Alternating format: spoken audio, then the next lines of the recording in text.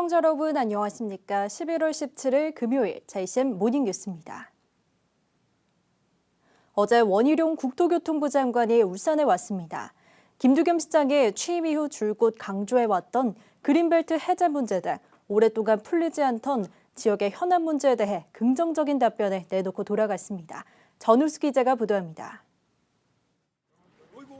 원희룡 국토교통부 장관이 지역 현안 정치를 위해 울산에 왔습니다.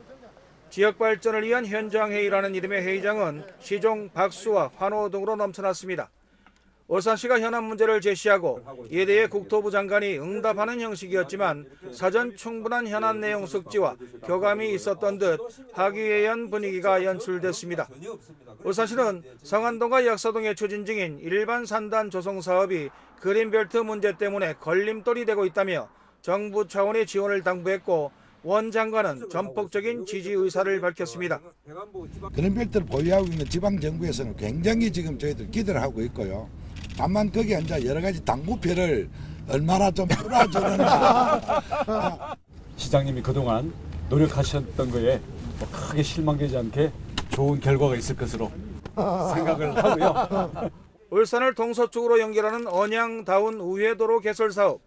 김두겸 시장이 윤석열 대통령 울산 방문 때마다 조속한 해결을 호소했고 이에 대통령도 긍정적 입장을 밝히면서 일명 윤석열 도로라는 별칭을 얻은 도로 개설 사업입니다. 울산시는 2026년부터 2030년까지를 계획 기간으로 하는 제6차 국도 국지도 건설 계획에 포함시켜 사업의 지속성을 확보해달라고 주문했습니다. 현장에 배석한 부산지방국토관리청장이 조속한 건설 계획을 추진하기로 했고 국토부도 이를 즉각 반영하기로 했습니다. 이 밖에도 원 장관은 울산시와 중구청이 요청한 울산공항 고도 제한 완화 문제와 다운 구라간 연결도로 문제 등 지역의 묵은 숙제에 대해서도 비교적 시원한 입장을 밝혔습니다. 저나 대통령께서도 잘 알고 있습니다만은 오늘 와서 현장을 보니까 이게 보통 문제가 아니구나 너무나 실감을 했고요. 저희들이 최대한 협조를 해서 저희들이 갖고 있는 어떤 이 제도를 적용할 수 있는 모든 권한을 다 동원해서 장관님이 얼만큼 내려놓느냐, 이 국가의 권한을 지방정부에 얼만큼 내려놓느냐에 따라서 울산의 미래가 담보될 것이다. 저는 그런 생각하는데 장관께서 오실 때마다 참 좋은 보따리를 풀어주고 가세요. 김두겸 시장은 감사의 인사로 화답했습니다. 울산을 방문한 원희룡 장관은 그린벨트 해제 등 울산의 주요 현안 건의에 대해서 대부분 긍정적 입장을 밝히는 한편 울산이 다시 한번 경제적 도약을 이룰 것을 당부했습니다. JCN 뉴스 전우수입니다. 국민의힘 박성민 의원은 지난 13일 발표된 글로컬 대학에 울산대학교가 선정된 것과 관련해 환영 메시지와 함께 앞으로 있을 세부계획 수립에도 지속적으로 협력하겠다고 약속했습니다.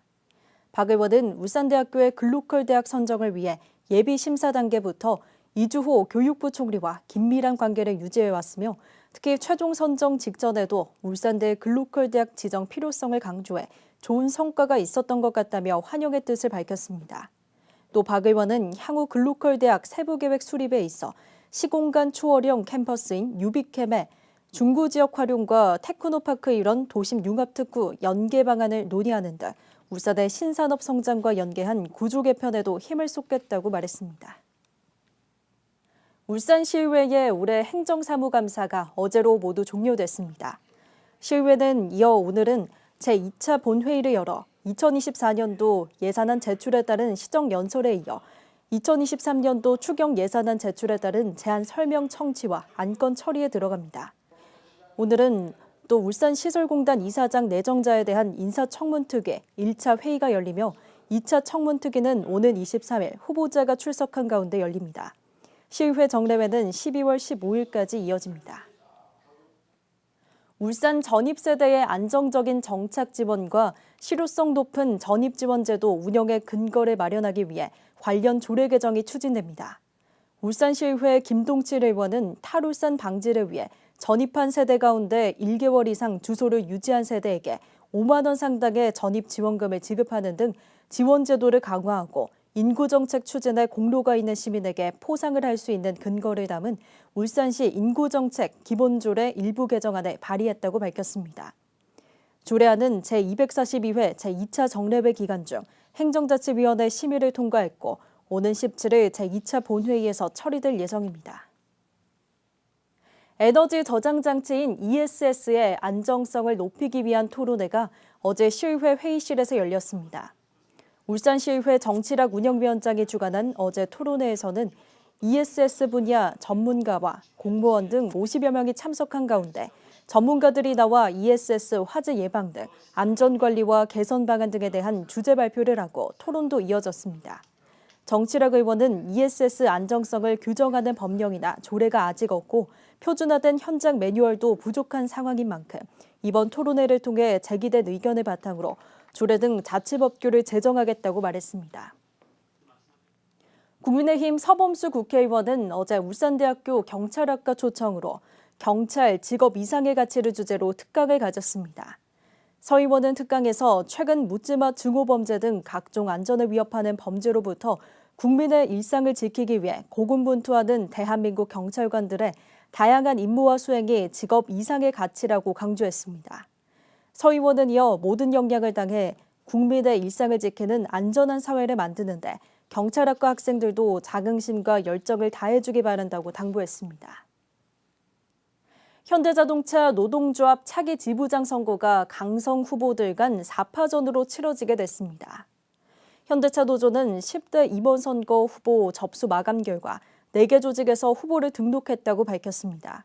이들 모두 강성 성향으로 분류되는 가운데 올해 선거에선 노동시간 단축을 비롯해 친환경 차로 생산 공정이 변화되는 데 따른 고용 보장과 정년 연장 등이 최대 이슈입니다. 후보들은 오는 20일부터 선거운동에 들어가 30일 1차 투표와 다음 달 5일 결선 투표를 치르게 됩니다.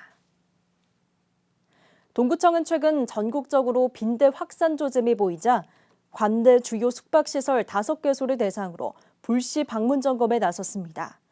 그제 라은호텔을 시작으로 나머지 숙박업소에 대해서도 빈대 출몰 여부를 비롯해 침구 세탁과 건조, 교체 여부 등 사전 방지 조치에 대해 중점 점검할 계획입니다. 동구청 관계자는 숙박시설 운영자들에게 빈대 관련 체크리스트를 작성하도록 안내하고 빈대 발생 시 방제 조치가 이뤄질 수 있는 협력 체계를 구축했다고 덧붙였습니다. 허위로 근무했다고 속여 실업급여를 부정수급한 사람이 울산에서만 11명이 적발됐습니다. 부산지방고용노동청은 지난 3월부터 울산 고용노동지청과 함께 허위 근로가 의심되는 실업급여 수급자들을 대상으로 조사한 결과 현재까지 모두 11명을 적발했다고 밝혔습니다. 이들이 부정수급한 실업급여는 9,100만 원 상당으로 대부분은 근무한 적이 없는데도 실업급여를 받기 위해 고용보험에 허위 등록한 경우였습니다. 고용노동청은 부정수급액을 비롯한 추가 징수액 등 모두 1억 6,500만 원을 반환 처분하고 10명에 대해서는 사법처리 절차를 진행 중이라고 밝혔습니다.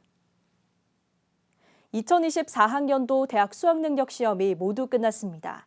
방역 기준이 완화되면서 시험자가 응원이 다시 시작됐고 수험생들은 마스크를 벗고 시험을 치렀습니다. 일명 킬러 문항이 빠진 이번 수능 수험생들이 느끼기엔 어땠을까요? 박영훈 기자가 다녀왔습니다. 이른 아침 수험생들이 하나둘 차에서 내려 시험장으로 향합니다. 방역 기준 완화로 이제 마스크를 쓴 학생은 찾아보기 힘들고 교문 앞 학생들의 응원도 다시 펼쳐졌습니다. 수험생들은 가족과 친구들의 응원을 받으며 긴장된 모습으로 시험장에 들어섭니다. 떨린다는 감정밖에 없고 그냥 시험 잘 쳤으면 좋겠어요. 그냥 집 가서 가족들이랑 같이 집밥 먹었으면 좋겠어요. 김두겸 시장도 시험장을 찾아 수험생들을 격려했고 천창수 교육감도 시험장 앞에서 수험생들에게 응원의 말을 전했습니다.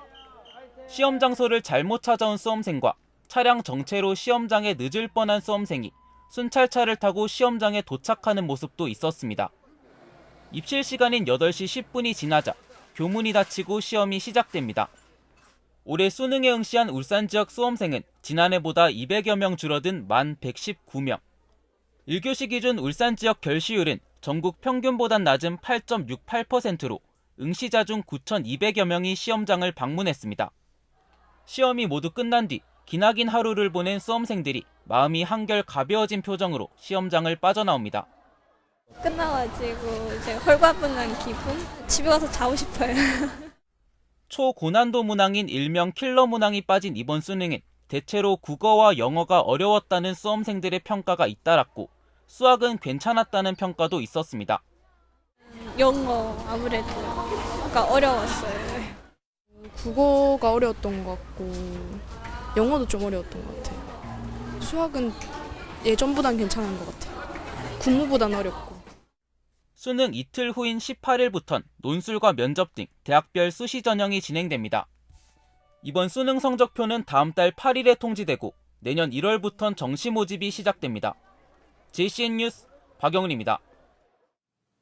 울산시 교육청의 수능이 끝난 울산 지역 고3 학생들을 대상으로 사회 적응을 돕는 다양한 프로그램을 지원합니다. 학교에서는 수능 이후 학년 말까지 등교 수업을 원칙으로 교육 활동을 진행하면서 학년별 학사 계획을 세워 유연하게 운영할 수 있습니다. 특히 사회 적응 교육에서는 금융과 경제, 근로교육, 마약과 금융사기 예방교육, 진로체험과 대학 탐방 등의 프로그램이 진행될 예정이며 주요 기관에서 제공하는 안전교육과 진로교육도 마련됩니다. SK이노베이션의 자원개발 자회사인 SK어스온이 4년 만에 베트남 해상 광구에서 원유 발견에 성공했습니다. SK어스온은 베트남 남동부 해상에 위치한 16의 이광구에서 탐사정 시추를 통해 원유층을 발견하고 1일 생산량 최대 4,700배럴 원유의 가스 생산 산출에 성공했다고 밝혔습니다. SK어스온은 현재 두 번째 저류층 구간에 대한 산출 시험이 진행되고 있어 원유와 가스의 추가 산출이 가능할 것으로 기대됩니다. 한편 SK어스온은 현재 8개국, 10개 광구와 4개 LNG 프로젝트를 통해 자원개발 사업을 진행 중입니다. 남구에 위치한 선박 자율운항 시스템 기업인 시드로닉스가 세계 최대 규모의 전자제품 박람회인 CES 2024 혁신상을 수상했습니다. CES 혁신상은 미국 소비자기술협회가 세계 최대 소비재 전자전시회인 CES를 앞두고 기술력과 혁신성이 뛰어난 제품에 수여하는 상으로 CES 최고의 영예로 꼽힙니다. 울산시는 시드로닉스가 선박 자율운항의 필수적인 상황인식, 연산 알고리즘 등의 사업성을 인정받아 이번에 혁신상을 수상하게 됐다고 설명했습니다. 행정안전부가 주최하는 2023 대한민국 지방자치 경영혁신 엑스포에 최근 잇따르고 있는 울산 지역의 대규모 기업 유치를 내용으로 한 울산 전시관이 운영됩니다.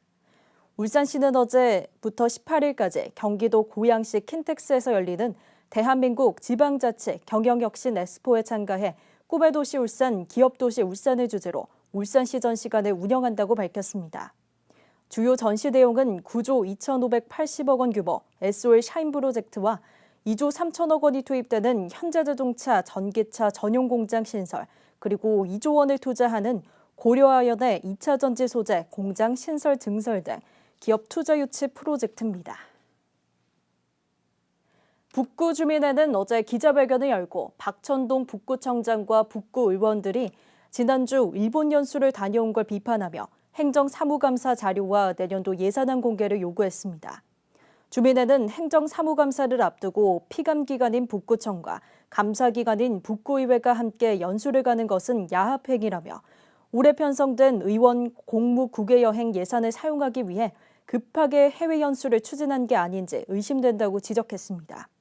이에 북구의회는 집행부와의 공동연수는 오히려 견제와 행정사무 처리 상황 점검에 도움이 된다며 도시숲 사업 완료 전 해외 선진 우수 사례를 확인해 예산 낭비를 미리 막기 위한 목적도 있다고 설명했습니다. 최근 늘어가는 무인 민원 발급기의 장애인 접근성과 이용 편의성을 높여야 한다는 지적이 나왔습니다. 북구 장애인 인권센터는 어제 장애인 모니터링단이 진행한 무인 민원 발급기 모니터링 결과 보고회를 열고 북구 지역 대부분의 무인 민원 발급기에 터치스크린과 카드 투입기 등 휠체어 사용자가 사용할 수 없는 높이로 돼 있다고 지적했습니다. 또 바닥 점자 블록과 점자 디스플레이가 있는 무인 민원 발급기는 전혀 없다며 이번 모니터링 결과 프로그램 설계에 참고해 줄 것을 요청했습니다. 장생포 문화창고가 제19회 대한민국 지방자치 경영대전에서 종합 최우수상을 수상했습니다. 장생포 문화창고는 폐산업시설을 재생한 복합문화공간으로 연간 방문객이 40% 넘게 오르는 등의 그간의 공적을 인정받아 문화관광 분야 대상과 종합 최우수상으로 선정돼 국무총리 표창과 포상금을 받았습니다. 대한민국 지방자치경영대전은 지자체와 지방공공기관의 창의적이고 우수한 시책을 선정하는 공모전으로 지난 2004년부터 행안부 주최로 열리고 있습니다. 울산과학대학교가 위탁 운영 중인 북구 어린이 급식관리지원센터가 식약처 주관 제5회 어린이 사회복지 급식지원 우수사례 공모전에서 교육과 홍보영상 콘텐츠 부문 우수상을 수상했습니다. 북구 급식센터는 부모 대상 센터 소개용 영상 콘텐츠를 출품해 센터에 대한 이해와 신뢰를 높일 수 있다는 평가를 받아 우수 콘텐츠 부문 6개 기관 중 하나로 선정돼 우수상을 수상했습니다.